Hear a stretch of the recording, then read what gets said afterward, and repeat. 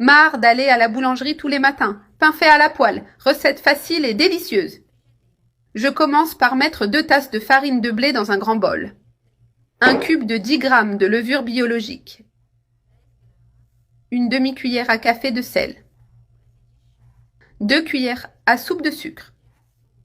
Et un œuf. Je vais tout bien mélanger avec les mains. Préparer cette pâte peut sembler difficile. Mais voyez, ce sont des ingrédients simples et faciles à trouver. Et en mélangeant bien avec les mains, le résultat sera surprenant. Cela en vaudra la peine. Comme vous pouvez le voir, les ingrédients sont déjà mélangés, mais ce n'est pas encore la consistance idéale. Je vais ajouter un peu d'eau et remuer à nouveau avec les mains jusqu'à obtenir la consistance que je vais vous montrer. Ne vous inquiétez pas, cette étape peut sembler laborieuse, et elle ne le sera pas. Regardez, c'est le point où la pâte doit être pour que le pain maison soit délicieux. Je vais ajouter un filet d'huile et mélanger à nouveau. Je vais mélanger juste pour incorporer l'huile dans toute la pâte, car sa consistance est déjà bonne. Prêt. Je modèlerai un peu la pâte de cette façon. Je vais la remettre dans ce bol et la laisser reposer, mais nous la couvrons avec un film plastique en la laissant ainsi pendant 1 heure. Cette étape est très importante, car la pâte va fermenter. Ainsi les pains seront moelleux. D'accord, tout le monde. 1 heure s'est écoulée et la pâte est prête pour la dernière étape.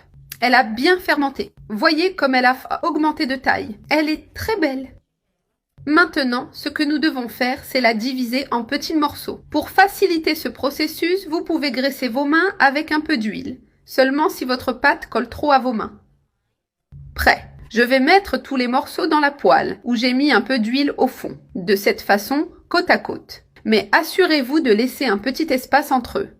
Quand ils commenceront à cuire, ils augmenteront de taille et pourraient trop se coller les uns aux autres. Je vais couvrir et laisser la pâte fermenter encore 15 minutes. Regardez, tout le monde, 15 minutes se sont écoulées et la pâte a fermenté. Avec l'aide d'un pinceau, je vais les badigeonner avec de l'eau. C'est un pinceau alimentaire, mais vous pouvez utiliser un autre ustensile que vous avez à la maison. L'important, c'est qu'il y ait un peu d'eau et que ce soit sur notre pâte.